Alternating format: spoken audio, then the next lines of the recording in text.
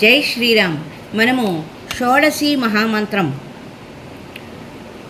ఆ షోడశి మహామంత్రం అనే దాని విశేషం ఏమిటో తెలుసుకుందాం.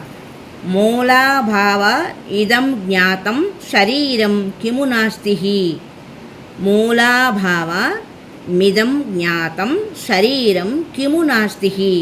ఈ మంత్రానికి అర్థము మూలం లేని ఈ గుర్తెరిగి శరీరము ఏమీ లేదు అని తెలుగులో అనువదించారు. మూలము కానీ అనువాదం కానీ రెండు కూడా 16 అక్షరాలే.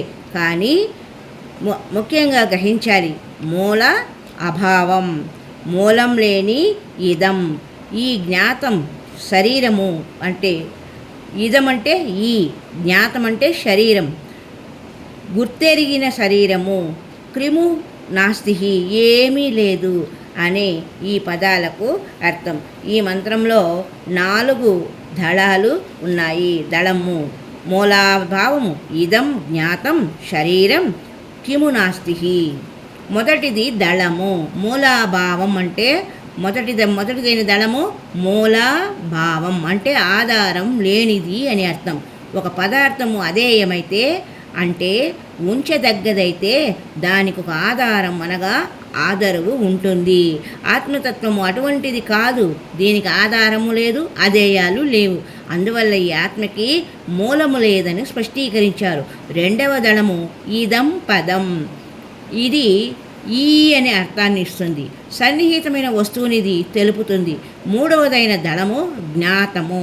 శరీరం అంటే గుర్తెరిగి శరీరము అన్నమాట. ఏ విధంగా పోషించినా శరీరం కాలక్రమంగా పెరిగి కరిగి నశించిపోక తప్పదు.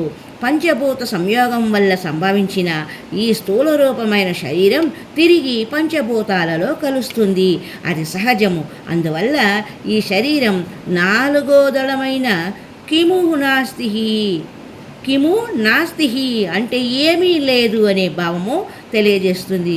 స్థూల సూక్ష్మ కారణ శరీరం లేనివనే తెలిపే సారాంశమే ఈ షోడశ అక్షరి మహామంత్రంలో ఉన్న షోడశాక్షరి మంత్రంలో ఉన్న అంతరార్థము.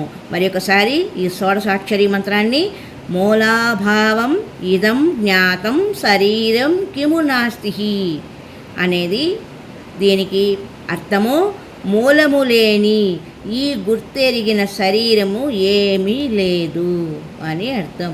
శరీరం ఉన్నంతవరకే ఆత్మ ఉంటుంది. ఆ ఆత్మకు ఎటువంటి ఆధారము లేదు.